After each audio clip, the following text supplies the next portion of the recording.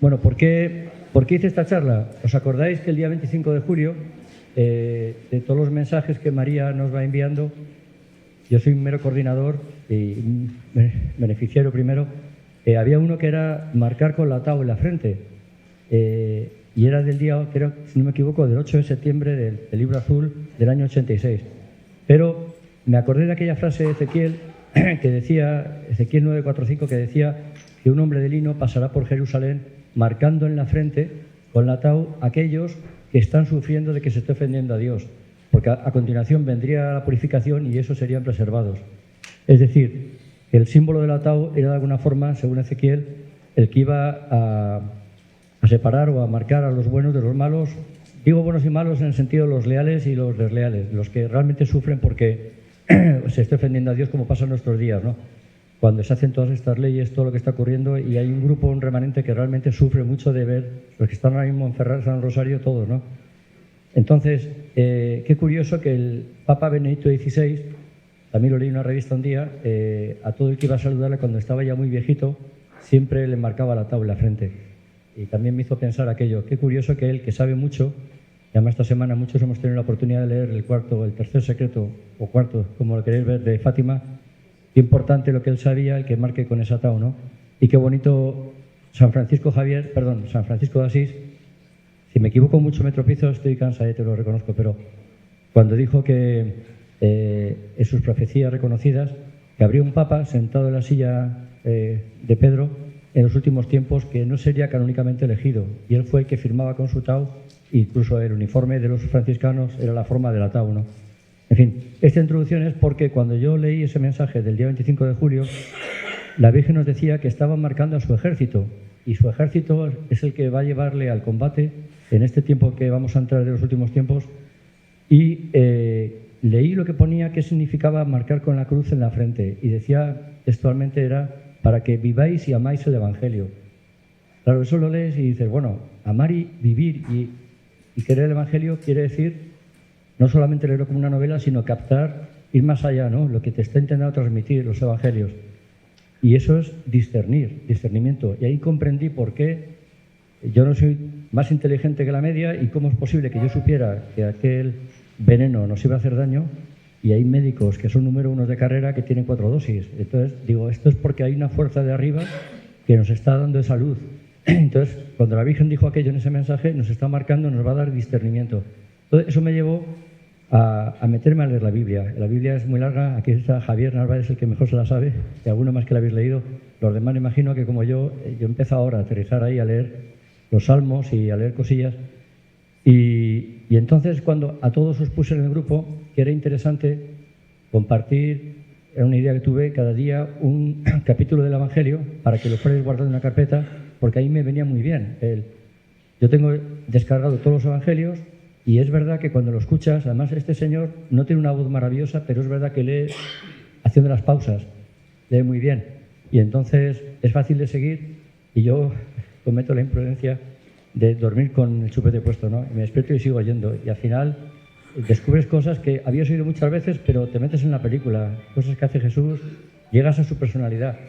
Y esa fue la idea por la que cada día decidí compartir un capítulo con vosotros. Bueno, pues leyendo sobre todo Daniel, que es apasionante, y leyendo el Antiguo Testamento, es cuando me vino la idea de hacer esta conferencia, porque descubrí un pequeño misterio que quiero compartir con vosotros. Porque las Escrituras, lo primero que me di cuenta, que son interpretables. Y de hecho, desde ahora, y siempre que las he leído, invoco al Espíritu Santo para que lo que yo discierna sea correcto. Porque es verdad que nos podemos ir por cerros de úbeda. Pero qué interesante que con la interpretación que yo he llegado a ver, dicho muy sencillamente, leer las Escrituras pensando en España, en un dato que voy a dar y teniéndolo en la cabeza, por ejemplo, el discurso que dio Santiago en el concilio de Jerusalén, al poco de la ascensión. Si ya sabemos que Santiago va a ir a España, aquello que dijo, si estaba pensando en su viaje, cobra un sentido impresionante. Pues en ese sentido he intentado juntar los párrafos que me van llevando a llegar a esta conclusión tan bonita. Al final de los tiempos, vamos a ver si estamos o no, o por qué estamos en el final de los tiempos. Lo hemos visto esta mañana en el Padre Gobi, pero a ver por qué el Evangelio dice que estamos en el final de los tiempos. si al final de los tiempos va a haber un solo rebaño y un solo pastor, qué casualidad, ¿por qué la Biblia nos está diciendo ese rebaño, la parte principal, aunque tenga luego muchas ovejas de otros rediles, durante siglos ha estado en España? Y qué bonito, y ese solo pastor va a tener, perdonadme por la comparación, 2 perros, va a tener 2 delegados, uno religioso y otro regio, o sea, uno le va a dar la potestad espiritual, que es el Papa, pero el Papa del futuro, no el de ahora, y otro va a tener la potestad regia, que va a ser el famoso gran monarca. No sé si habéis oído hablar de él, que lo menciona tanto la Biblia, el nuevo David, el príncipe, etcétera. Entonces, ese nuevo rebaño, ese nuevo pastor, con ese pastor, con esos 2 elementos que va a delegar su potestad regia y espiritual, van a controlar ese rebaño. Y eso está centrado de lleno en España. O sea, va a ser un monarca español, va a ser un vicario español y va a ser un pasto español durante siglos, y va a ser un rebaño principalmente español o donde España lleva el Evangelio. Ahí meto todo Hispanoamérica y lo que es el orbe, ¿no? Entonces, como hay mucho que leer, casi, y yo además soy muy feo, me voy a sentar ahí y voy leyendo con vosotros. Como digo, si salto demasiado, os mandaré luego el PDF, pero así podemos más o menos centrarnos en la idea de lo que tiene cada párrafo, ¿vale? Vamos a ver, son 3 partes, vamos a ver los antecedentes bíblicos donde quiero llevaros, para luego ver quién es el nuevo pueblo de Dios y por qué, y qué pasó con el que le traicionó. En el mismo punto meto si estamos en el fin de los tiempos según la Biblia, y al final ya centrarnos en el protagonismo de España, analizando, como he dicho, unas profecías de varios santos. Empiezo con este salmo y voy a acabar con el salmo número 2. Bueno, cualquier salmo lo leéis y te puede decir mucho o nada, ¿no? Yo he puesto en negrita el centro, porque dice: dichoso el hombre que no sigue el consejo de los malvados, ni pone el pie en el camino de los pecadores, ni entre los burladores toma asiento, mas tiene su deleite en la ley del Señor, que está escrita en los evangelios, en la Biblia, perdón, y en ella medita día y noche. Se me acordaba yo lo del chupete.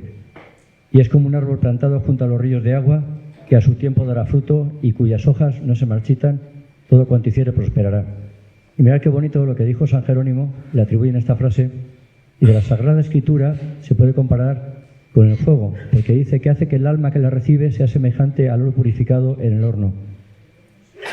Bueno, pues entramos. Aquí empieza nuestra historia, la historia de la humanidad. En el sentido que, lo habéis oído muchas veces, estamos en un combate espiritual que nace justamente de estas 4 líneas. Cuando el hombre peca, que estaba en el paraíso, es cuando Dios le dice a la serpiente: pondré enemistad entre ti y la mujer, entre tu descendencia y la suya, y la mujer te pisará la cabeza y tú le morderás el calcañar. Le pisará la cabeza, va a triunfar la mujer, lo ha avisado mucho la Virgen. Pero a partir de ahí, toda la historia de la humanidad consiste en que Dios nos pone a prueba para que cada uno de nosotros, todos y cada uno, le demostremos nuestra lealtad, nuestra fidelidad. Y vais a ver cómo Dios realmente, como decía esta mañana el Padre, le dolía mucho la idolatría, pero lo que le duele es el desamor, que se le haya revelado tantas veces a Israel cuando le ha tomado como hijo primogénito, como pueblo elegido. Entonces, toda la historia va a ser que cada uno tengamos que enfrentarnos a uno de esos 2 caminos, o ser realmente leales a la descendencia, a la estirpe de la Virgen, de María o de la mujer, o ser de la descendencia de Satán. Y cada uno es como un partido, cada uno está ganando adeptos para su equipo. Y estamos en un tiempo en el que desde hace 100 años pisó el acelerador el maligno y está ganando almas todos los días y cada vez más. Y hay lo que habíamos visto esta mañana, la inmensa apostasía. ¿Cuál fue el pueblo elegido? Pues simplemente hay muchísimas citas, pero me he quedado con estas por el matiz. Decía Yahvé: yo soy el Dios de todas las tribus de Israel y ellas serán mi pueblo. Eso es obvio, todos lo sabemos. En el Éxodo da un dato más, que para Dios era como el hijo primogénito. Tenía muchos hijos y consideraba que Israel era el primogénito. Le dice a Moisés que se enfrenta al faraón y le dice Jehová, Israel es mi hijo, mi primogénito. O sea, no quiere decir que sea el único, hay más hijos. Y ahí lo vemos, bueno, Oseas dice, lo trata también como un hijo: cuando Israel era mi muchacho yo lo amé, y de Egipto llamé a mi hijo. Pero ya van empezando ya a decepcionarse, porque cuanto más yo los llamaba, tanto más se alejaban de mí. Para entender un poco la psicología de Dios, que es difícil, pero tampoco muy difícil. A los Baales sacrificaban y a los ídolos ofrecían sahumerios. Y Amós dice una cita muy elocuente porque claramente son muchos hermanos en los hijos de Dios. El primogénito era el elegido, pero dice: israelitas, ¿sois vosotros más importantes para mí que los etíopes? Saqué también a Israel de Egipto, pero también traje a los filisteos de Creta y a los arameos de Kir. O sea, Dios estaba diciendo de alguna forma que Israel fue el pueblo elegido, pero también había más pueblos en la tierra que eran elegidos. Entonces aquí viene la decepción. Y de todas las frases que he leído de cómo Dios se siente decepcionado con su pueblo, la más dura es la de Isaías. Isaías, que vivió en el siglo IX a.C., fijaros, dice: he criado hijos y los he engrandecido, mas ellos se han rebelado contra mí. Todas aquellas traiciones que hizo el pueblo de Israel cuando adoraban ídolos. Ay de ti, nación pecadora, pueblo cargado de culpa, raza de malvados, hijos corrompidos, habéis abandonado a Yahvé. Y la hija de Sión queda como cabaña de viña. Quedaros con esta palabra cabaña, que en distintas traducciones viene como tabernáculo, como choza, como casa. Bueno, lo deja como cabaña en todas porque tiene mucha trascendencia. Como choza melonar, como ciudad sitiada. Si Yahvé de los ejércitos no nos hubiera dejado un pequeño resto, también importante esto, ya está hablando de que de todo el pueblo de Israel no todos lo han traicionado, va a haber un pequeño resto que va a ser leal. En ese caso, dice Isaías, seríamos como Sodoma y Gomorra. Bueno, pues la sentencia por la traición, resumidamente, con Amós, dice: estoy vigilando a esta nación pecaminosa de Israel, la destruiré de la faz de la tierra. Sin embargo, nunca destruiré por completo a la familia de Israel. O sea, antes ha hablado de un resto fiel, aquí ya habla de que la va a destruir, pero no del todo. Porque aquí que yo mandaré y haré la casa de Israel sea dispersada entre todas las naciones. Este fue realmente el castigo, mandar al pueblo de Israel a todas las naciones y en dos etapas. Una que vamos a ver ahora muy importante, el siglo VI a.C., y la segunda etapa, el año 70, cuando Tito quema el templo y es la famosa dispersión de los israelitas que conocíamos más. Pero lo importante es la primera, por supuestísimo. Luego, Oseas habla de que no volverá a la tierra de Egipto, sino un castigo nuevo. El asirio mismo será tu rey, cuando tuvo la invasión de Babilonia. Es decir, después de haber vuelto a la tierra prometida, vuelven a traicionarle y ahí viene el castigo de que son invadidos Nabucodonosor, y es cuando hace las tres partes con el pueblo de Israel y los distribuye. Unos con Daniel van a Babilonia y otros van a España, precisamente. Esa va a ser la clave. Esta deportación es fundamental. Luego pondré un libro para explicar un poco mejor, pero es verdad que esta transparencia ya la conocéis, pero es que es fundamental, porque Abdías, del siglo IX a.C., en el versículo 20-21, dice: los deportados de Jerusalén que están en Sefará. Sefará, ya lo he dicho muchas veces, lo podéis buscar vosotros en la Biblia que está en PDF, es la única vez que aparece la palabra Sefará en la Biblia, en este versículo de Abdías. Entonces dice que hay unos deportadores que están en Sefará y que van a poseer las ciudades del sur. Yo antes lo tenía como un misterio, pero ahora ya sé que son Granada y Sevilla, lo vamos a ver luego, por un libro muy bonito.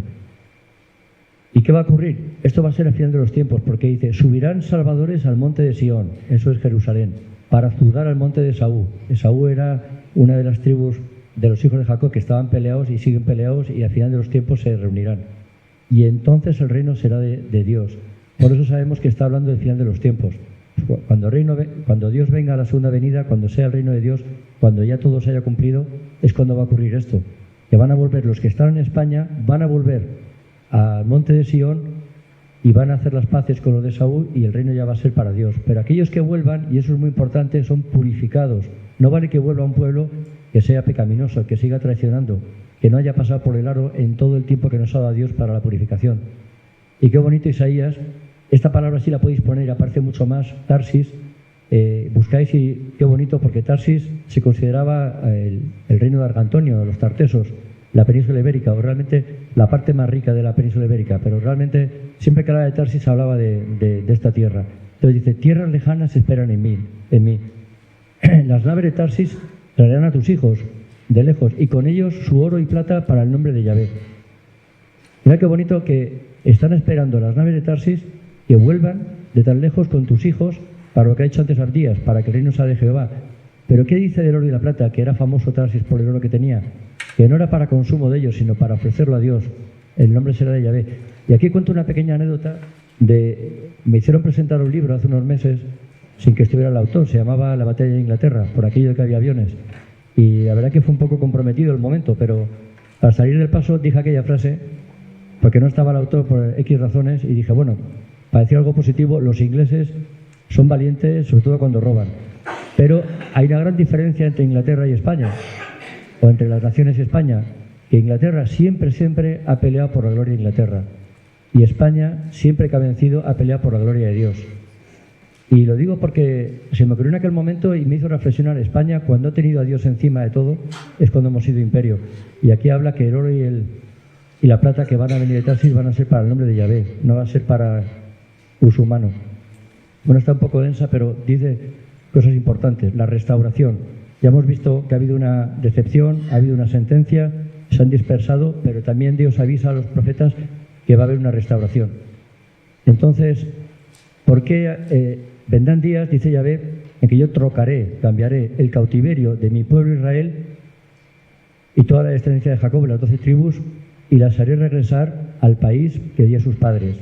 Lo que hemos visto antes con las días. Volverán de España, de Sefará, volverán al monte de Sión. Porque yo estoy contigo, Jacob, dice Yahvé, para librarte. Acabaré con todas las naciones donde te he dispersado. A ti, empero, no te exterminaré, aunque te castigaré con equidad y no te dejaré del todo impune. Eso que he dicho siempre, que va a dejar un remanente. Y el palacio se levantará en su lugar. Y así dice Yahvé, he aquí que restableceré la cabaña de Jacob. Acordaros de antes cuando hemos mencionado que la cabaña quedó caída. Relacionada con el rebaño, con un solo pastor que dije al principio del todo. Muy relacionada con la cabaña. Lo va a decir luego Amós. Bueno, pues la restauración va a ser cuando la cabaña se vuelva a levantar, para que acoja ese rebaño con ese solo pastor. Y esto será fiel de los tiempos, porque aquí dice, de ella procederá un príncipe. Aquí ya empieza a hablar de ese primer perro que he dicho, y entenderme bien con lo de los dos perros, la potestad regia y la potestad espiritual. Ya empieza a hablar de un príncipe, que ya os adelanto que va a ser español, luego veréis por qué, y ahí viene el gran misterio, y de en medio de ella saldrá su dominador. Yo le haré venir, y él se acercará a mí. Va a ser alguien que va a tener esa potestad regia, y en nombre de Dios va a ser rey y va a gobernar las naciones con vara de hierro, como dirá luego el Apocalipsis. Pues ¿quién es el que os haría acercarse a mí? Y vosotros seréis mi pueblo y yo seré vuestro Dios, o sea, mi rebaño, vuestro pastor. Y ahí he puesto en azul fin de los tiempos porque fijaros en el 24 que clarito lo dice. No cesará el ardor de la ira de Yahvé hasta realizar y cumplir los designios de su corazón. Al fin de los tiempos entenderéis esto. ¿Por qué pongo designios del corazón marcado aparte? Porque es un cuento de amor, es una historia de amor, la historia de Dios y su pueblo. Entonces, los que se purifiquen y vuelvan a Jerusalén y realmente vuelva a ser ya el rebaño, ahí no vale ya las traiciones ni las deslealtades. Todo el que ha quedado fuera tiene su oportunidad. Por eso dije al principio que esto es un compromiso de todos y cada uno con el Padre, y tenemos que ser capaces de tomar un camino. Y todo el que desperdicie la oportunidad habrá entrado en la descendencia de la serpiente, como dije en la primera diapositiva. Entonces, designios de su corazón. Es así. O sea, no vale otra interpretación, yo creo, de dejar colar a cualquiera que no entienda que Dios es puro amor y nos llama por eso. Bueno, siguiendo con la restauración, Amós, he puesto este párrafo porque es muy elocuente con lo que habla de la cabaña, del rebaño. En aquel día levantaré la cabaña de David, que está por tierra. Repararé sus quiebras, haceré su ruina, bueno, reedificará para que sea un rebaño como Dios quiere. Este párrafo es muy importante, Amós 9:11, porque lo va a utilizar Santiago en el discurso del Concilio de Jerusalén. Ya están hechos los apóstoles, lo veremos después. Y haré que regresen los cautivos de Israel, mi pueblo, y edificarán ciudades, etc. O sea, hay una clarísima restauración, pero con esa purificación, con el corazón que he dicho. Y aquí es muy importante Ezequiel porque menciona la vara de Judá. La vara de Judá es el título del libro que os voy a poner ahora, que es una joya medieval, lo vais a leer en el castellano antiguo, y la vara de Judá lo menciona ahí en Ezequiel hablando de que va a reunir las distintas tribus. Estaban las dos tribus de Benjamín, en Judá y las de Israel, y al final ya van a ser una sola vara en su mano, que tú escribas, han de estar en tu mano, ante los ojos de ellos, les dirás, así dice Yahvé, el Señor, he aquí que yo sacaré a los hijos de Israel de entre las naciones de donde fueron, los recogeré de todas las partes y los llevaré a su tierra.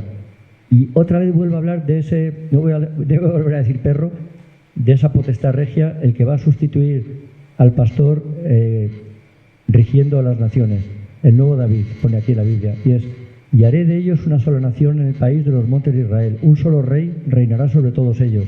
Que ya os adelanto otra vez que es español, y lo vais a ver por qué.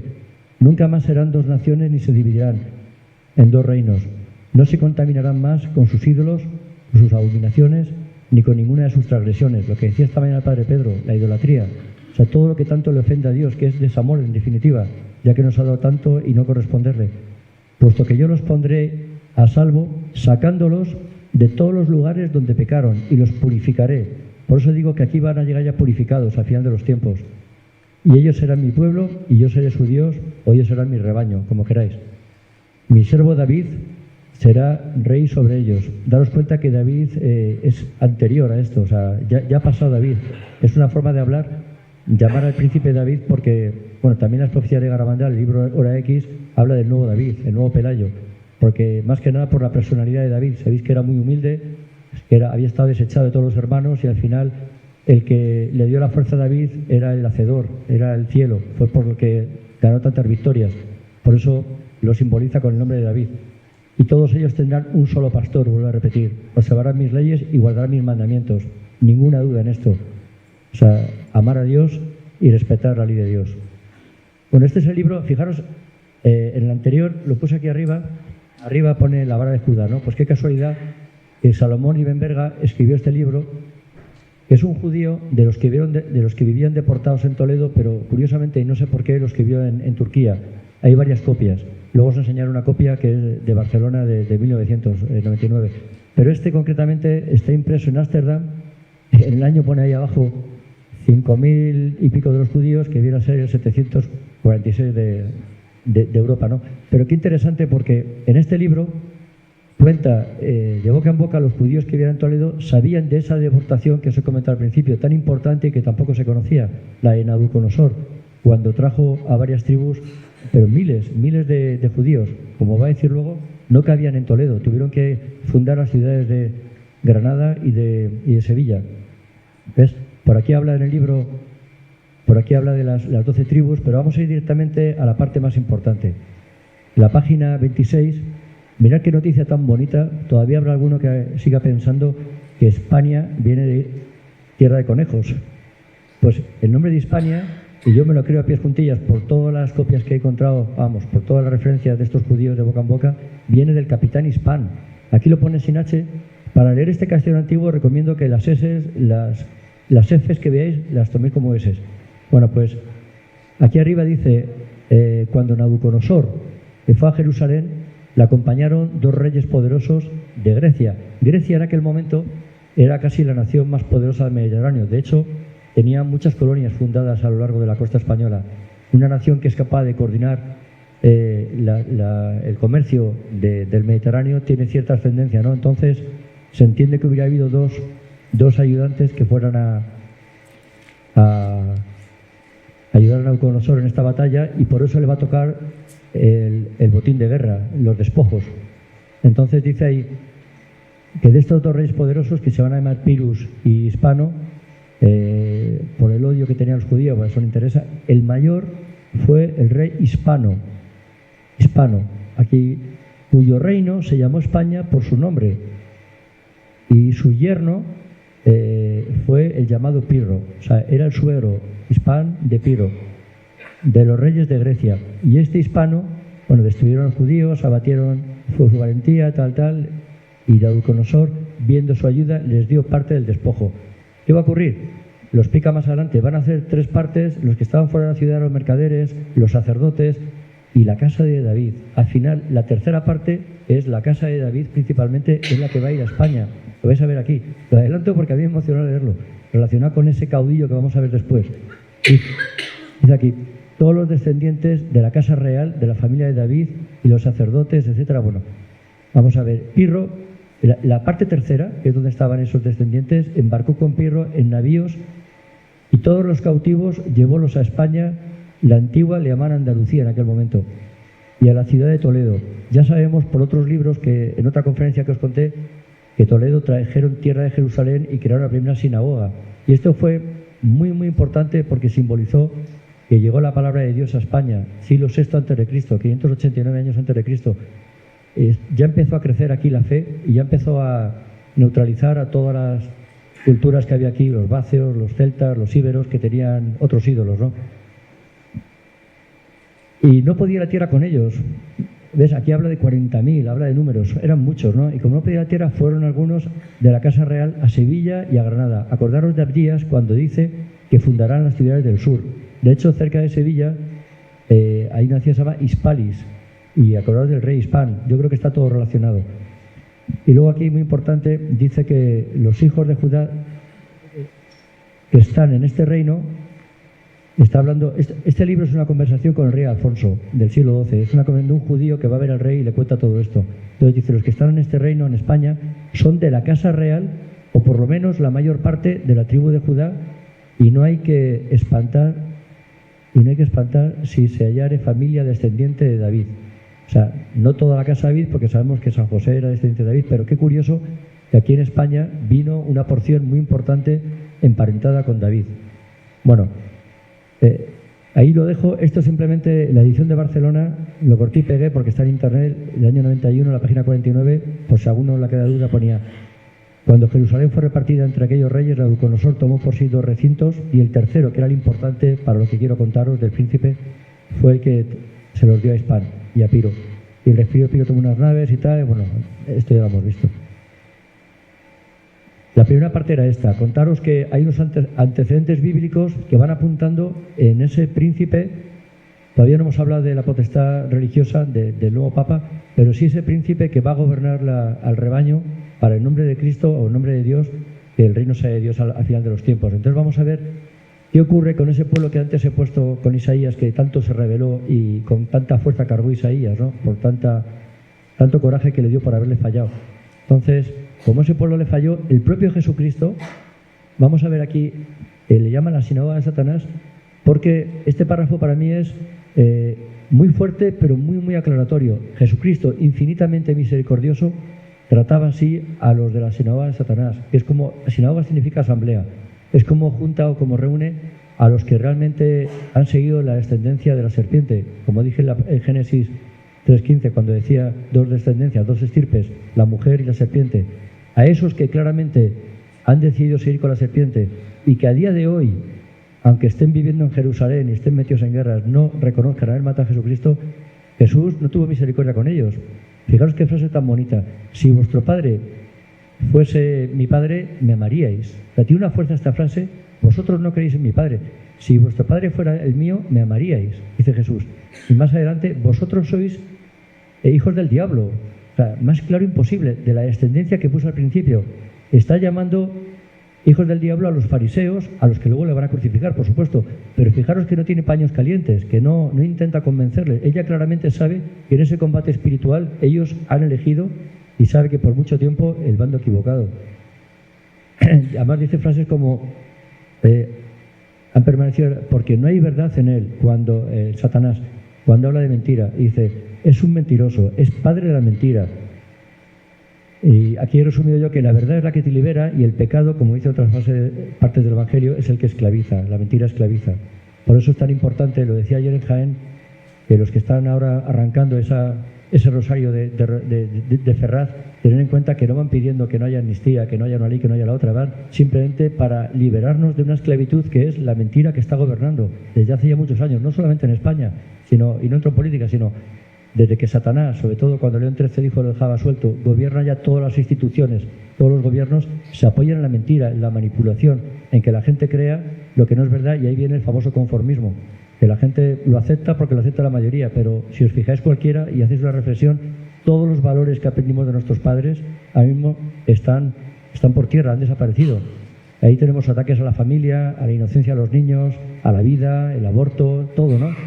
Y todo eso está ocurriendo porque es la mentira, es lo que nos está esclavizando. Por eso es tan bonito que el día 27 de noviembre dijera, yo le llamo el sistema, porque ya ni siquiera es el gobierno ni el delegado, dijera: no podéis rezar, y seguimos rezando. Eso fue una pequeña, grandísima victoria contra el sistema, porque es la libertad. O sea, ¿cómo es posible que en su afán de quemar todo lo que era cierto, todo lo que era verdad, nos llega a prohibir lo que nunca nos puede prohibir, que es rezar? O sea, antes morir, ¿no? Y por eso fue Ese desliz y el desliz de obligarnos a estar en la puerta de una iglesia es un guiño tremendo de la Virgen María, pero no me despisto más. Entonces, ¿cuál es la nueva alianza? Ya hemos visto que está la sinagoga de Satanás, que es el pueblo que traicionado a Cristo. A Dios. Dios eligió ese pueblo, pero era el primogénito. Él tenía más hijos. ¿Y qué ocurre el Jueves Santo? Y son palabras del Evangelio de San Lucas. Este es el cáliz que representa la nueva alianza en mi sangre. Lo saca textualmente el Evangelio, derramada por vosotros. O sea, a partir del Jueves Santo surge una nueva alianza y nos felicitamos de ser los que hasta hoy hemos sido leales a esa alianza. Eso es precioso. 2000 años después sigue habiendo un remanente, por lo menos la Iglesia Católica fiel, que sigue siendo fiel a esta nueva alianza. Y es que el Viernes Santo Israel firmó su sentencia de muerte, que caiga su sangre sobre nosotros y nuestros hijos, llega a decir San Mateo. Entonces, ¿qué ocurre? Yo entiendo que la mejor explicación la vemos en la parábola de los viñadores. La parábola de viñadores, he puesto al final solo, la conocéis todos, de San Mateo, cuando manda un viñador, o sea, arrienda una viña y manda a coger los frutos y no le quieren pagar y los matan, y manda a su hijo, lo matan también, lo apalean, etcétera. Entonces, cuando pregunta Jesús a los apóstoles, ¿qué tengo que hacer? Y contesta a los apóstoles, hará perecer de mala muerte a los malvados y arrendará la viña a otros viñadores, que le paguen sus frutos a tiempo, que va a ser la Iglesia Católica. Y contesta Jesús, por eso os digo que os será quitado el reino de Dios y será entregado a un pueblo que rinda sus frutos. Punto. O sea, clarísimo. A partir del Jueves Santo va a haber un nuevo pueblo de Dios que vamos a ser los que llaman la Biblia los gentiles. Va a ser el mundo entero la Iglesia Católica. El nuevo pueblo de Dios le va a dar un tiempo a la Iglesia Católica para que rinda sus frutos. Y es lo que ha ocurrido desde el Jueves Santo hasta nuestros días. Por eso voy a hablar luego del final de los tiempos. Hemos tenido 2000 años para rendir frutos, para esa viña que nos dio a nosotros, devolverle al jefe, al dueño, lo que ha producido. Y qué bonito pensar que esa nueva alianza ya no se limita a Israel, por supuesto que no. Y saco aquí varias citas para que quede muy claro, ¿no? Recibiréis la virtud del Espíritu Santo y luego descenderá sobre vosotros y seréis mis testigos hasta los confines de la tierra. Hechos de los Apóstoles. Te dará luz de los gentiles para que lleves la salvación hasta el extremo de la tierra. Como tú, Padre, me enviaste al mundo, también yo los envío al mundo. Id por todo el mundo y predicad el Evangelio a toda criatura. Todo el mundo. Ya es como la parábola de la boda, ¿no? Que no cumplieron los que estaban invitados y al final salieron a los caminos e invitaron a todos. Bueno, pues, volviendo al rebaño, San Juan nos dice que los gentiles, las nuevas ovejas del rebaño de Cristo, es las que Jesús pensaba cuando decía, tengo también otras ovejas que no son de este redil, de Israel, y es preciso que yo las traiga, y oirán mi voz, y habrá un solo rebaño y un solo pastor. Lo repito mucho porque es muy bonita esta frase, y por eso debajo del pastor y entre el pastor y el rebaño vamos a encontrar a ese monarca y a ese papa. Jeremías, escuchad la palabra de Yahvé, naciones, anunciarla a las islas remotas y decid, el que dispersó a Israel, y lo recoge ahora, cuando ya está cribado y purificado, eso lo he puesto yo, para dejar claro que no vale lo que pasó el año 48, que dice que Israel se reconstituyó cuando fundó otra vez Israel, porque los que volvieron allí no son hijos de Dios como Él quiere, no están purificados, y lo guarda como el pastor de su rebaño. ¿Cuál es la misión universal de Cristo? ¿Qué es lo más importante? Cuando Cristo muere, ¿cuál es el mensaje real que todos los apóstoles se plantearon y los profetas y todo la Iglesia debería de estar enseñando en los gobiernos? Cuando se habla de la autoritas y la potestas, pues que la autoritas que siempre la tuvo la Iglesia y ahora la quiere tener el gobierno, es porque era la autoritas moral. O sea, el derecho divino, el derecho a las naciones, tiene que estar establecido, la ley de Dios, el derecho natural. Entonces, decía San Pablo, exponerlo a tiempo y a destiempo, porque vendrá el tiempo en que no soportarán la sana doctrina, que es lo que está pasando ahora. Antes bien, con purito de oír amotinarán, está más escrito, maestros con arreglo a sus concupiscencias. Bueno, lo que está pasando ahora. Sin descansar hasta establecer el derecho divino en la tierra. Ese era el objetivo final, cuando Jesús asciende. Jesús nuestro Señor, por el cual hemos recibido la gracia y el apostolado para promover la obediencia a la fe, la gloria a su nombre. Durante muchos siglos se ha cumplido esto. Durante muchos siglos, desde que el primer gobernador hasta el último de cada país tenían claro la esperanza de la eternidad y el mensaje de Cristo, se ha cumplido la ley de Dios. A partir del derecho positivo, a partir del siglo XVII, a partir de la masonería, a partir de que el diablo empezó a tomar las riendas, es cuando hemos llegado a perder este concepto de la misión universal de Cristo. La propia Iglesia, y en el mensaje esta mañana del Padre Pedro hemos visto muy a fondo, ha entrado una apostasía terrible y ahora hemos llegado a un momento en el que, como digo, todas las leyes, que no hay excepción, van contra Dios, se ofende a Dios. Cuando se aprueban contra la educación de los niños, la familia, la vida, todo. Es impresionante. O sea, ya ha dejado de ser el derecho divino, el derecho de la ley natural. Entonces, este mensaje de Isaías, mirad qué bonito. Yo he puesto aquí mensaje para España, cada uno que lo lea como quiera, pero yo lo leo ahora, sabiendo lo que he contado hasta ahora, de que ha habido una deportación, un pueblo que no participa del deicidio, que va a estar en España 6 siglos antes, que va a hacer sinagogas, que se va a dejar instruir por Santiago. Ese pueblo es el que realmente va como levadura, va a hacer que en España sea la primera y la única y la gran nación que va a llevar el Evangelio al mundo entero. Muchas lo han llevado, muchas, y aquí hay de Francia personas. Pero España tiene ese récord, es la nación que más ha divulgado el Evangelio hasta los confines de la tierra. Entonces, sabiendo eso, qué bonito cuando Isaías 49 dice: poca cosa es que tú me sirvas para restaurar las tribus de Jacob y convertir a los sobrevivientes de Israel, por lo cual te pondré por luz de las naciones para que llegue mi salvación hasta los confines de la tierra. O sea, yo veo, cuando leo este párrafo, veo que Isaías está pensando en España, en Sefarao, como lo quisiera llevar, porque son los que realmente van a llevar a los confines de la tierra el mensaje, que era poca cosa simplemente haber integrado a aquellos israelitas, ¿no?, de la primera deportación. Bueno, ¿cuál es el final de los tiempos? Según la Biblia, yo solo he encontrado este párrafo, Lucas 21, porque dice, habla de la tribulación. Lucas 21, Mateo 24, Marcos 13, todos hablan de lo mismo. Aquel día que Jesús sale del templo y dice: lo reedificaré en 3 días, le siguen preguntando a los apóstoles y les aclara que va a haber naciones contra naciones, etcétera. Pero aquí San Lucas dice: cuando expulsan a los israelitas, llegarán los gentiles. Dice: habrá gran apertura sobre la tierra, gran cólera contra este pueblo, y caerán al filo de espada, la parte tribulación. Serán deportados a todas las naciones. La segunda deportación que conocemos, los sefarditas famosos de Toledo, etcétera. Y Jerusalén será ocupada, pisoteada por los gentiles, los no judíos, que es como lo llamaba la Biblia. Hasta el tiempo de los gentiles se ha cumplido. O sea, cuando Jerusalén deje de estar gobernada por los gentiles, habremos llegado al final de los tiempos. Es lo que se puede deducir de este párrafo.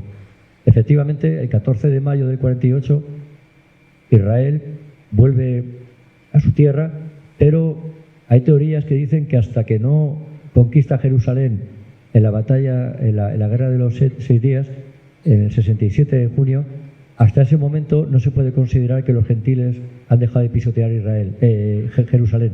En fin, eso lo dejo un poco para que cada uno lo medite. Yo personalmente considero que no es que los gentiles dejen de estar en Jerusalén, es que vuelvan los hijos de Dios, como hemos visto antes, a poner la cruz en el Santo Sepulcro, los que estén purificados, y los que están ahora mismo son sionistas, que no tienen nada que ver con los judíos, o muy poco que ver.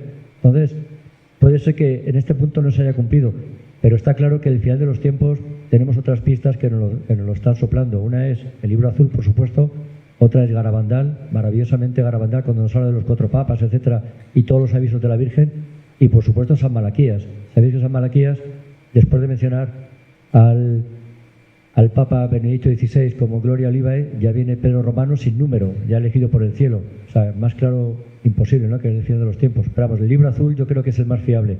Bueno, y aquí no tiene mucha relación, pero como hablaba del final de los tiempos, me quedo con las últimas 2 frases que dice: vendrá el Padre en gloria, gloria grande, y juntarán a los elegidos de él de los 4 vientos, los elegidos, los que le han amado, los que le han seguido, los que han sido leales. Importante en este juego de amor la lealtad. Lo que intento decir todo el tiempo, de que los que no se rebelan contra Dios, los que no siguen a la serpiente, serán juntados porque son los elegidos. Y esta frase tan bonita del juicio de las naciones, cuando separa a los cabritos de las ovejas, eso del rebaño que he dicho antes, y dice esta frase tan bonita, ¿no? Venid benditos de mi Padre, tomad posesión del reino, preparado para vosotros desde la fundación del mundo. Que claro, para Dios no hay tiempo, pero se entiende muy bien ahora cómo efectivamente pudo tener un pueblo elegido, cómo la ha llegado a llamar sinagoga de Satanás, hijos del diablo, y cómo a los que con amor le han seguido, al final son benditos de mi Padre. Bueno, vamos a pasar ya a la última parte. El protagonismo que yo he visto en España, ya he avanzado algo con aquello de la deportación, con aquello de los que decían los profetas, de que habría un príncipe, un David, un rey, alguien que iba a aglutinar ese rebaño. Vamos a ver ahora lo que dice lo que dice la historia a partir de aquí. María manda a Santiago a España y en Hechos de los Apóstoles seréis mis testigos hasta los últimos confines de la tierra. A mí esto es muy emocionante porque Santiago, hubo un concilio en Jerusalén al poquito de la ascensión. El motivo del concilio surgió por la circuncisión, porque hubo varios apóstoles que opinaban que solamente los judíos circuncidados podían ser bautizados. Y es cuando San Pedro impuso su discurso, dijo que no, que a partir de ahora se acabó la circuncisión, que lo que importaba era el bautismo de espíritu y de agua. Bueno, pues cuando tomó la palabra Santiago, yo me emocioné, cada uno que piense lo que quiera, pero si Santiago tenía en mente su viaje a España, donde ya sabía que había sinagogas, y de hecho estuvo en Granada, prisionero, lo sabéis por Beata Catalina Emmerich. Pero fijaros, si él sabía que iba a ir a España, cuando dice estas frases, ¿no creéis que está pensando ya en que España tiene ese protagonismo? Dios ha visitado a los gentiles, y España éramos gentiles, para escoger de entre ellos un pueblo consagrado a su nombre. Eso de que Dios Padre puso sus ojos en España en 6 siglos antes de Cristo para ir abonando el terreno para lo que va a pasar luego en Zaragoza. Después de esto volveré, dice Santiago, y reedificaré la cabaña de David. ¿Os acordáis las veces que he puesto que la cabaña iba a estar destruida, caída, por culpa de la infidelidad del pueblo de Israel? Estaría por tierra. Pues la va a reedificar, y cuando dije Amós, es este el párrafo, Amós 9:11, es este. Lo vuelve a repetir en Hechos de los Apóstoles Santiago en su discurso. Reedificaré la cabaña de David que está caída, reedificaré sus ruinas, la levantaré de nuevo para que busque al Señor el resto de los hombres de la humanidad, de la tierra, y todas las naciones sobre las cuales ha sido invocado mi nombre. Dice el Señor, bueno, y qué bonito, dice, porque Moisés es de 15 siglos antes, pero las tablas de Moisés, la palabra de Dios, desde generaciones antiguas, dice Santiago, en cada ciudad hay hombres que lo están predicando en las sinagogas todos los sábados. ¿Qué significa esto? Que Santiago sabía que venía a España no a empezar a hablar en un desierto, sino a ir a las sinagogas y a evangelizar, a añadir el evangelio a lo que ellos ya conocían del monte Sinaí. A mí esto es precioso, porque es verdad que luego estuvo, como he dicho antes, estuvo en Galicia, estuvo en Granada, y de Granada consiguió llegar a Zaragoza, que es cuando mueren varios compañeros, y ahora entro en ello porque es cuando se le aparece la Virgen. Esto es un resumen que ya lo conocéis de otra conferencia, pero ¿cómo germinó la fe en España? Es que tiene mucha importancia, porque Nabucodonosor envía al capitán Hispán en este año, y aquí llega la palabra de Dios, fundamental, aquella deportación. Se va a producir en el año 40 la presencia física de María en España, cuando le dice a Santiago que tiene que edificar una iglesia y que tiene que hacer crecer en ese terreno abonado la fe cristiana. Y como es otra conferencia, pero aquí lo mencioné, ¿qué pasa el 589 después de Cristo? Que el tercer concilio de Toledo unifica espiritualmente a España. Desde el 589 después de Cristo hasta 1878, creo que fue, la Constitución de Cánovas, España fue cristiana. A partir de ese año que digo ahora ya no, porque ya dijeron que éramos aconfesionales, ya empezó la masonería a ganar terreno, y hasta donde hemos llegado hoy, que nos han llegado a prohibir rezar en la calle. Pero España fue cristiana durante tantos siglos porque sabéis que Recaredo se convierte gracias a la presencia de la Virgen María de la talla de San Lucas, que estuvo presente en este concilio. Luego hablaré de ella. Bueno, esta también es antigua, pero simplemente recordar que según Catalina Emmerich, este fue el diálogo que tuvo con Santiago. Vio a Santiago que se levantó del lugar, etcétera. Lo más importante, le manda a hacer una ermita que sigue ahí debajo donde está el pilar, que la intercesión de María debía crecer como una raíz y expandirse. Por eso España es ese pueblo en el que Dios ha fijado, que decía antes Santiago. Y luego, bueno, que vuelve a Jerusalén. Y esta frase, que es de consuelo, del libro María Estrella de Evangelización, me pareció importante porque es una vidente de mucha solvencia y nos da la idea del protagonismo de España desde el punto de vista de la Virgen. Es verdad que es una vidente, pero cuadra todo, ¿no? Cuando dice la Virgen María, mis ojos se habían clavado con gran amor en esta bendita llamada tierra del agravio divino, donde el Señor sería servido, glorificado y amado más que en ninguna otra parte del mundo, por gentes nobles y de buen corazón. Que tenga oídos que oiga, porque si hay gente noble es la nobleza española, con todo respeto a Francia. Columna de apoyo era mi divino Hijo para mí. En él me sostuve durante los días aciagos, cuando la pasión, del dolor y amargura. Roca y ciudadela, ese es el simbolismo del pilar de Zaragoza. Si en Zaragoza debía permanecer una imagen, símbolo de mi presencia, también debía quedar la columna, que simbolizaría la gran fortaleza de aquel que nos sostiene. Qué bonito que el pilar de Zaragoza, 2000 años, lo han intentado destruir tantas veces, 8 siglos de maometanos, tantas guerras, las bombas de la guerra civil que nos explotaron, y ahí sigue, o sea, es impresionante. Por eso tiene mucha credibilidad y esto que dice San Gabriel, según Consuelo, esta ciudad de Zaragoza es ahora elegida y esto ha de quedar constancia en el corazón de sus hijos de generación en generación. Menudo cometido, ¿no? El pueblo aragonés, vaso de elección de esta gracia, conservará hasta el fin de los siglos como preciado don esta distinción divina. Esto es una medalla, un gallardón tremendo. Siempre en España, siempre va a haber un núcleo de cristianos fieles a Cristo, que son los que van a conseguir que con esas dos potestades al final el reino de Dios esté en la tierra. Es un orgullo enorme. Voy a saltar a San Isidoro porque sabéis que según la crónica silense se le apareció en sueños al primer rey de Castilla, Fernando I. Fernando I, que era hijo de Santo III de Navarra, el primero que tuvo el título de rey, fue el que va a construir la basílica, bueno, donde están enterrados San Isidoro, la cripta San Isidoro tan bonita que es la capilla Sistina del románico. Entonces a este rey se la va a aparecer. No voy a contar mucho ahora porque me alargaría, pero qué bonito, porque ahí es donde va a recibir el Santo Grial, es donde dice que llega el estuche de piedra que va a ser el Panteón de Reyes. Pero qué bonito porque según la crónica se presenta como Jacobi Apóstoli Predicación y Sucesor. Es decir, San Isidoro, que fue tan enorme, todo lo que escribió, las etimologías y la inteligencia que tuvo y el bien que hizo a España llevando a esa imagen de la Virgen, sobre todo al Concilio de Toledo, a esa imagen de San Lucas. Qué maravilla que se presente como sucesor de Santiago. O sea, hay una continuidad en el mensaje mariano y ahora en la forma de San Isidoro. Y San Isidoro va a escribir un libro, lo he comentado muchas veces, de la fe católica contra los judíos. Acordaros de la sinagoga de Satanás, en el que ya nos avisa que el gran enemigo de la nación española que va a tener esa misión tan importante va a ser siempre la sinagoga de Satanás, los judíos que no se arrepienten de matar a Cristo.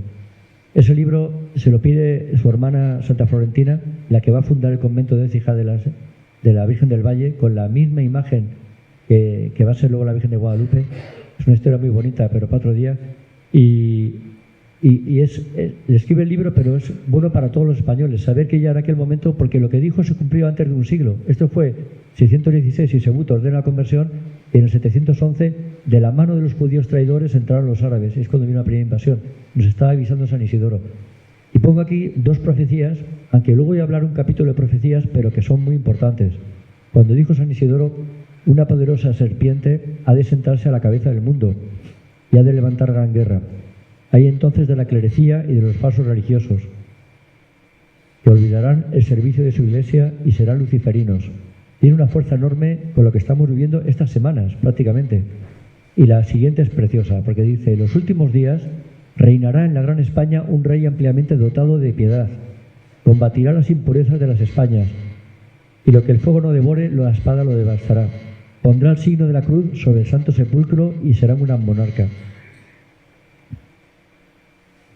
Bueno, aquí no me voy a parar, simplemente que en otra conferencia lo comenté y es importante tener en cuenta que San Isidoro nos va a dar un patrimonio espiritual fundamental como un trípode para entender el desarrollo de España, que va a ser el Arca Santa, que sabéis que llegó a Oviedo con el Santo Sudario y con tantas cosas que había, venía a través de África, tenía trozos de la piedra del Santo Sepulcro, cabellos de la Virgen, espina de la corona, sandalias de San Pedro.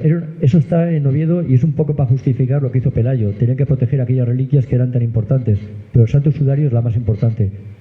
Luego está la Arqueta San Isidoro, que es muy importante porque ahí tenéis el Panteón de Reyes, el Santo Grial, donde se guarda allí, que es todo un estuche como de piedra, como le decía, para guardar ese Santo Grial, porque el techo está todo dibujado con escenas de la Última Cena. Y qué bonito porque en el sueño que comentaba antes al rey Fernando, le dice que vaya a Sevilla a recuperar sus restos, y sus restos que no tienen por qué estar en León, porque él nació en Cartagena realmente, era hijo de un dux.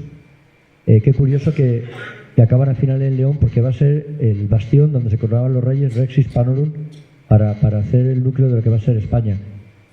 Y luego muy importante, y ahí sí me voy a entretener, lo que yo llamo el Arca de Astigi. Astigi era el nombre de Écija en el siglo VI y era donde estaba había diócesis y es donde estaba Santa Florentina, con esta imagen de la izquierda, que es la talla de San Lucas, que es la que le va a dar el Papa San Gregorio a San Leandro, y que es hermano también de Isidoro y de Florentina. Y cuando muere San Leandro, se la va a dar a San Isidoro, va a estar presente en la formación de España y se la va a dar a su hermana y va a fundar el convento. ¿Qué ocurre? Que cuando llegan los sarracenos, en Écija arrasan, hay una calle que se llama Calle de los Aullidos porque degüellan a todas las monjas, y un arca, mármol blanco, va a aparecer en Guadalupe. Va a aparecer en Guadalupe con la talla esta de la Virgen, con los restos de Santa Florentina, que era la que fundó el convento, y con los restos del hermano tercero, que no he comentado, que es San Fulgencio, que era obispo de Écija. Eran 4 hermanos, Leandro, Isidoro, Florentina y Fulgencio. Y va a ser luego la proyección a América. Fijaros qué importancia San Isidoro y sus 3 arcas, ¿no? Pero eso es otro libro y otra historia. Y bueno, el monasterio de Guadalupe es cuando esta imagen aparece milagrosamente allí enterrada, que viene de Écija, está claro, y es cuando gana la batalla del Salado y construye, como prometió Alfonso XI, el monasterio.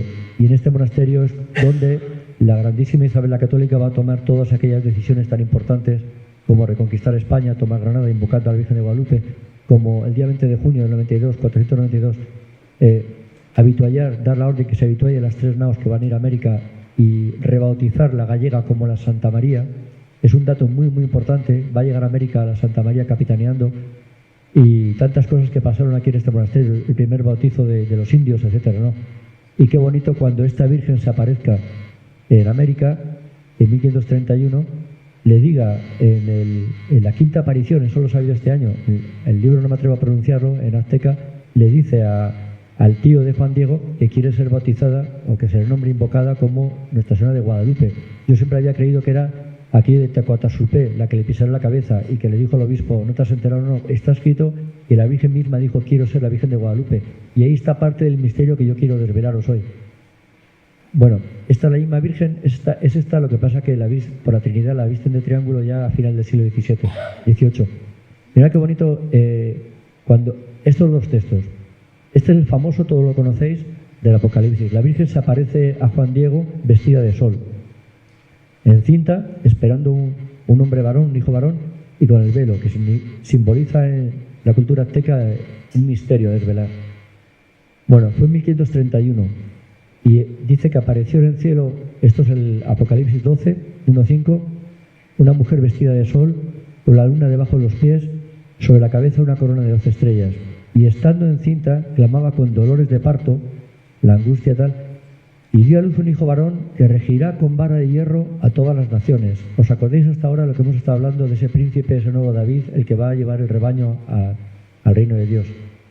Bueno, pues en teoría sería el hijo espiritual de la Virgen María. No puede ser Jesús este embarazo. De hecho, esto es año 31. 30 años antes, en el año 99, se colocó esta imagen en Guadalupe, Cáceres, y está en el coro a la izquierda, y no tiene nada que ver con la Virgen de Guadalupe, que ya hemos hablado, está en la misma iglesia, pero tiene mucha importancia porque el misal que llevaban los monjes llevaban esta imagen, que la gran diferencia es que lleva un niño en brazos, y este niño en brazos, si es la Virgen vestida de sol, como dice aquí, y lo ha dado a luz con dolor.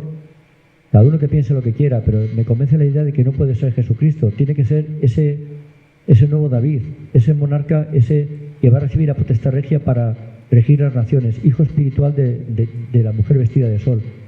Cada uno que piense lo que quiera, pero si veis a Isaías, sabiendo esto, mirad qué bonito este párrafo. Lo pongo en boca de este niño, este párrafo, a ver si lo entendéis mejor. El que desde el seno materno me formó para siervo suyo, para conducir a Jacob. Jacob es Israel, las tribus, las que tiene que devolver a su sitio, nuevamente a él, y para reunir con él a Israel, pues soy glorioso a los ojos de Yahvé, y mi Dios es mi fuerza. En fin, aquí dejo un misterio, como dice la señora con el velo, un misterio grande, pero al decir ella que quiere ser invocada como la Virgen de Guadalupe, y la Virgen de Guadalupe está en Tarsis, está aquí en España, y en España vamos a ver luego los profetas lo que dicen, las profecías, los santos, quedaros con esta pequeña idea. Este libro, que también lo voy a compartir con todos, es muy bonito, se llama Fuerza y Grandeza de España, las profecías, donde voy a hablar de 4 de ellos. El beato Nicolás Factor no lo conocía, pero como dice el mismo mensaje, Santa Brígida, sí la conocéis todos, que fue patrona de Europa. Bud de Miljas, era un ermitaño que vivía en los Pirineos y es impresionante porque lo clavó todo, como al que le gusta apostar. O sea, todo lo que dijo, vivió a final del siglo XVIII y murió muy mayor a mitad del XIX, pero todo lo que dijo de Napoleón, de las guerras que había en Europa, todo se cumplió. Entonces, como luego hay una parte dedicada a este gran monarca, es interesantísimo. Y luego Sant'Angelo, como dicen los italianos, o San Ángel. Y aquí, perdóname que lea el texto, como digo, os voy a mandar el PDF y lo que lea rápido lo leéis vosotros. La predicción del Beato Nicolás, que es del siglo XVI valenciano. Quedaros con el concepto ese que he dicho de las dos potestades, del rey y del papa y del rebaño. Y fijaros cómo coinciden estos religiosos. Se levantará en la Iglesia el espíritu de un nuevo David, que será un pontífice romano, escogido por la mano de Dios, el cual reformará la Iglesia católica en tiempos que se hallará en tanta apretura, que apenas serán católicos y fieles la tercera parte de los que tienen el nombre de cristianos. Claramente hablamos de hoy. Este nuevo pontífice volverá la Iglesia a su antiguo estado y reducirá a los herejes. Acordaros que Pedro Romano, según Malaquías, sería elegido por el cielo, no tenía número. Y en reduciéndolo se juntará con el rey. Aquí tenemos el otro perro del rebaño, perdonadme si lo digo así, en quien estará la gracia de Dios. Y los dos tomarán todos los tesoros de la Iglesia y, hechos moneda, levantarán gente en el cristianismo y con poderoso ejército marcharán de vuelta a Jerusalén. Excitados los españoles por la santidad de esta causa, se apoderará de ellos un ardor tan santo que partirán sin despedirse de sus padres y sin arreglar sus negocios. Bueno, esto fue una profecía del siglo XVI, pero ¿cómo coincide con lo que estábamos hablando? La explica un poco aquí el autor del libro y dice: conseguida la unidad de todos los cristianos bajo la autoridad del Padre común, todos los fieles, se pensará en atraer hacia el redil a las otras ovejas que andan descarriadas por las trochas de la infidelidad. Para esto, dice el vidente, el pastor santo se juntará con el rey que estará en gracia de Dios. Este personaje extraordinario, a quien el Beato Nicolás llama rey, por denominarse así en su tiempo a todos los conductores de pueblos, lo que he dicho antes del perro, porque de hecho lo será. Prescindimos ahora de la cuestión del bueno, será el brazo derecho del Papa, etcétera, etcétera, y marchará a Jerusalén. Bueno. Santa Brígida, de todas las que dijo me queda con la 3 y la 4. La 3 habla del anticristo y la 4, mirad qué bonita, dice. Bueno, la 3, finalmente vendrá el más criminal de los hombres, el que ya está vivo, os adelanto, el anticristo, que tiene que estar por 3 años y medio, según la profecía, el cual, unido con los judíos, que curioso que nombra a los judíos de la sinagoga, combatirá contra todo el mundo y hará todo esfuerzo para borrar el nombre de los cristianos, muchísimos serán muertos. Interesante que esto es del siglo XIII, XIV, que es cuando vivió Santa Brígida. Y ahora vaya con esta precisión del nuevo orden mundial. Los que están gobernando ahora mismo la ONU, la OMS, la OTAN, en fin, donde se ha metido ahora mismo la sinagoga de Satanás y que en el siglo XIV lo tuviera tan claro. Y qué bonito el número 4, dice: tendrá fin aquella funestísima guerra cuando sea proclamado emperador un hombre engendrado en la estirpe de España. Lo está diciendo una sueca y vuelve a hablar que es de España. Este vencerá maravillosamente con el signo de la cruz y será el que ha de destruir la secta de Mahoma y instituirá Santa Sofía, Jerusalén, etc. Bueno. Aquí, explicando el autor sobre la profecía de Santa Brígida, dice que el español vencerá como español y como católico porque esgrimirá contra los enemigos el arma que más se fiaron sus antepasados, aquellos españoles auténticos de la Edad de Oro, de la Hispanidad católica, que es vencer con la cruz, lo que he dicho antes. Cuando España ha luchado por la gloria de Dios, hemos vencido siempre. Bueno, voy a dar un poco más rápido. Bú de Milhaz, este eremita que vivió en los Pirineos, al norte de los Pirineos, y como he dicho antes, acertó en todas sus profecías. La parte que me interesa es la guerra, que dice que va a haber en los Pirineos una gran guerra contra Rusia, y la va a parar ahí en 3 días tremendos. Bueno, dice una guerra europea, está anunciada por muchos profetas y sus predicciones se cumplirán. Esta guerra llevará sus estragos por todas partes, la peste, plagas, terror, el fanatismo de las falsas creencias y los partidos intolerantes llenarán de víctimas muchos países. Las falsas creencias, lo que he dicho antes, la mentira, la manipulación, lo que está ocurriendo ahora en Occidente. La Iberia será el asilo de todos estos proscritos, los católicos. Bueno, aquí viene a dar un dato nuevo. Parece ser que cuando haya persecución en Europa vendrán a España católicos, huyendo del furor de los enemigos, y se refugiarán en España. Pero luego el quinto dice: entonces el Tajo, aquí viene el famoso caudillo del Tajo, que viene a ser, yo creo que lo mismo que hemos visto hasta ahora, ese príncipe, ese David, ese monarca, producirá un guerrero, valiente como el Cid y religioso como el tercer Fernando, que enarbolando el estandarte de la fe reunirá en torno de sí innumerables huestes y con ellas saldrá al encuentro del formidable gigante que con sus feroces soldados se adelantará a la conquista de la península. Y entonces el ejército victorioso, protegido por el supremo hacedor, lo que he dicho antes, cuando se pelea por la gloria de Dios, va a estar protegido, como le pasó al caudillo de la guerra civil. Lo que pudo hacer lo hizo gracias a la ayuda del cielo, está clarísimo. Con el estandarte de la cruz dice que llegará hasta el Neva. El Neva es un río que está cerca de Rusia, cerca de San Petersburgo, y triunfará en todas partes. Aquí se incluye el llegar a Jerusalén. Bueno, ya por último, Sant'Angelo. Sant'Angelo tiene una particularidad, que nació en Jerusalén, muy antiguo, siglo XIII, coetáneo de San Francisco, y murió en Sicilia. En Sicilia es muy venerado, murió mártir, y a mí me gustó leer que los padres, que eran judíos, de Sant'Angelo, se convirtieron por una aparición personal en Siracusa de la Virgen María. Aquí tuvo también su protagonismo la Virgen María. Bueno, pues este judío de nacimiento, que va a morir en Sicilia, que no tiene nada que ver con España, llegó a decir en el siglo XIII: vendrá un rey insigne por su piedad ante Dios. Este será bien recibido y amado por todos los príncipes cristianos y protestantes y profesantes de la fe ortodoxa. Crecerá sobremanera su poder por mar y por tierra. Ayudará a la Iglesia a recuperar sus pertenencias más indispensables, ya de hecho prácticamente perdidas. Y junto al romano pontífice, aquí se juntan los dos protagonistas del cuento de hoy, purgará a la cristiandad de sus errores y restituirá a la Iglesia en aquel estado que fue siempre deseado por los buenos. Lo que tanto he dicho de la purificación, del pueblo que llega al final tiene que estar purificado y ser leal a Dios. Reunirá ejércitos y los enviará a donde sea necesario. Gran multitud armada le seguirá voluntariamente. En estos combates, aquellos que derramen su sangre en honor de mi nombre tendrán gloria y premio sempiterno. Este monarca, habiendo alistado una poderosa flota, cruzará el mar y liberará la santa ciudad de Jerusalén. Esterilizar mi culto. Qué bonito que ya Isidoro, en el siglo VI, habló de que la cruz sería puesta otra vez en Santo Sepulcro por ese monarca. O sea, todos coinciden en ese monarca, ese pontífice y la procedencia española. Entonces, ya conclusiones, y bueno, no me dedico ni a escribir, el corte he pegado del libro el autor, que me gustaron. España, ya antes de Cristo, era la nación por Dios buscada para decidir los destinos de la humanidad, sobre todo en lo relativo al reino del Mesías. Yo creo que no hay duda de esto, en el sentido de que aquellos deportados que llegaron en el siglo VI antes de Cristo son donde luego al final van a cumplir la gran misión, gracias a la evangelización de Santiago y de San Pablo, que también estuvo en España, y van a hacer ese prodigio de evangelizar el mundo entero. España es grande por su vocación y realiza proezas asombrosas cuando no se aparta de su trayectoria histórica, porque entonces es Dios quien la sostiene. Lo que he dicho muchas veces, cuando todo se hace por la gloria de Dios es cuando se hacen los grandes milagros. Pero España pudo hacer sus prodigios por su hacendada religiosidad, por la fidelidad a su vocación y por la lealtad. Y en esta lucha titánica tiene que vencer, como venció en las anteriores, porque no es de ella la que vence, es Dios quien vence por medio de ella. Por eso es tan importante, y perdona que me salga otra vez el Rosario de Ferraz, porque se le está invocando a la Virgen, a un factor espiritual para vencer al maligno que tenemos enfrente, que tanto daño está haciendo. Bueno, y hay una página al final que habla de la Madre Rafols. La Madre Rafols vivió entre el siglo XVIII y XIX y tuvo apariciones del Sagrado Corazón, y le habló, igual que al Beato Hoyos, la gran promesa de que vendría el corazón a reinar en España.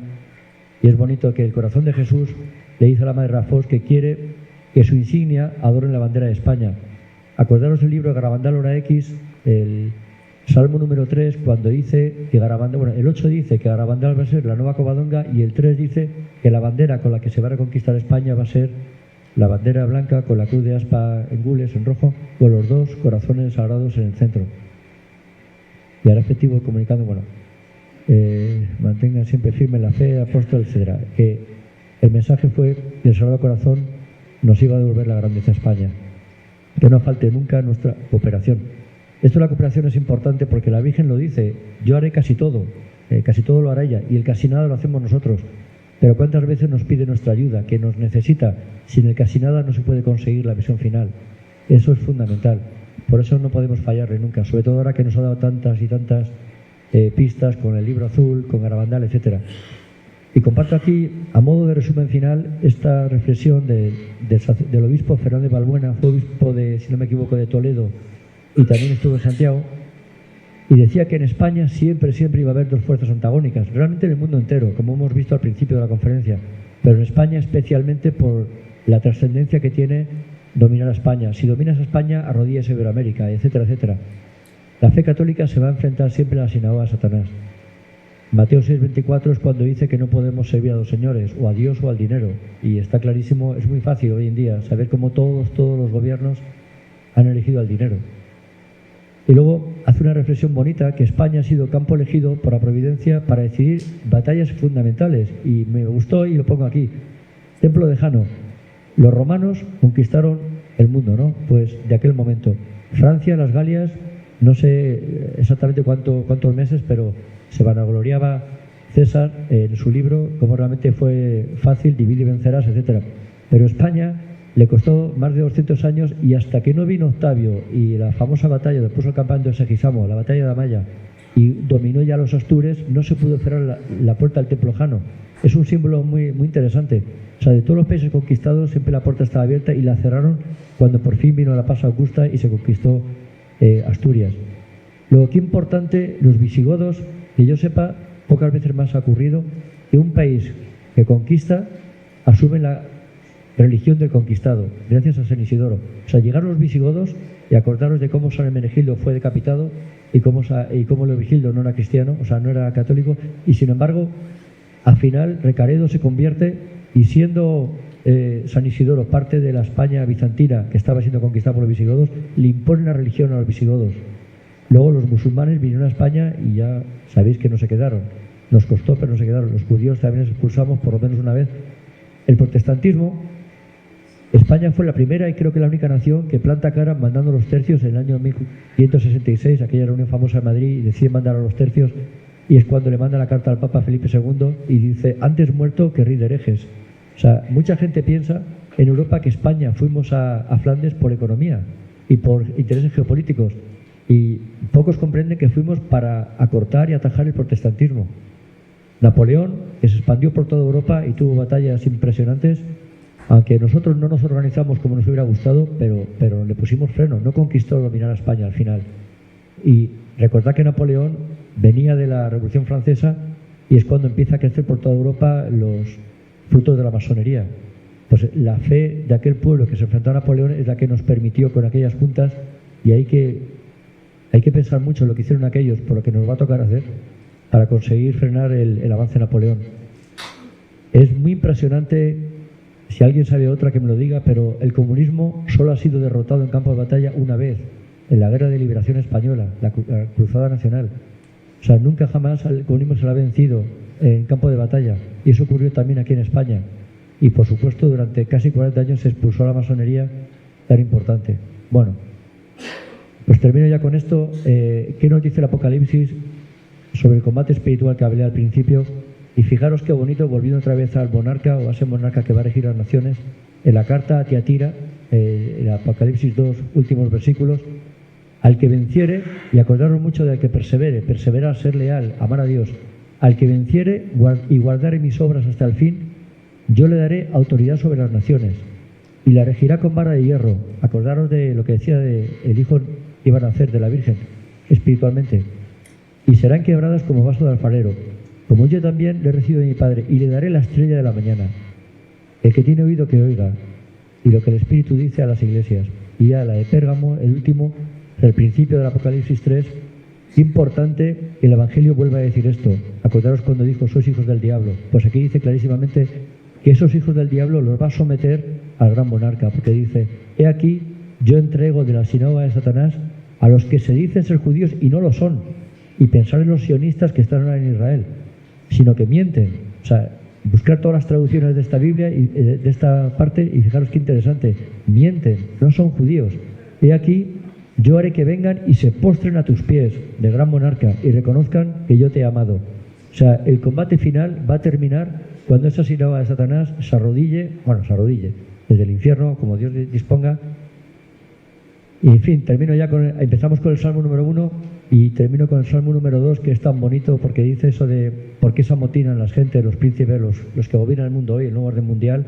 Las naciones traman vanos proyectos, se han levantado los reyes de la tierra, aún confabulan los príncipes contra Yahvé, etc. Dice, rompamos sus cadenas, arrojemos lejos de nosotros sus ataduras. El que habita en los cielos se ríe, el Señor se burla de ellos. O sea, ¿qué van a hacer todos estos que quieren gobernar el mundo cuando se estrellen con la eternidad? Y qué bonito ahí a la derecha cuando Marco, yo mismo te he engendrado en este día, pídeme y te daré en herencia a las naciones y en posesión tuya los confines de la tierra, con cetro y hierro los gobernarás. Vuelve a mencionar ese misterio que llevo arrastrando toda la conferencia, ese gran monarca, lo vuelve a mencionar aquí, que va a ser el que Jesucristo le entregue la potestad regia para gobernar las naciones hasta su segunda venida. Y ya la última de todas, porque hemos hablado que al final de los tiempos, San Lucas 21 lo dejaba ver porque los gentiles dejaban de ocupar Jerusalén. El Padre Gobi nos habla mucho, la Virgen a través del Padre Gobi, del final de los tiempos, pero qué bonito lo que dice el Padre Lucio Rodrigo, confesor de Conchita, durante muchos años, un santo varón, y dice esta frase: después de los misterios de nuestra redención, no ha habido en la historia de la Iglesia ningún suceso de naturaleza religiosa espiritual relacionado con la historia de salvación tan importante como Garabandal. En Garabandal la Virgen profetiza los últimos tiempos. Pues hasta aquí ha llegado la conferencia. No sé si ahora habrá tiempo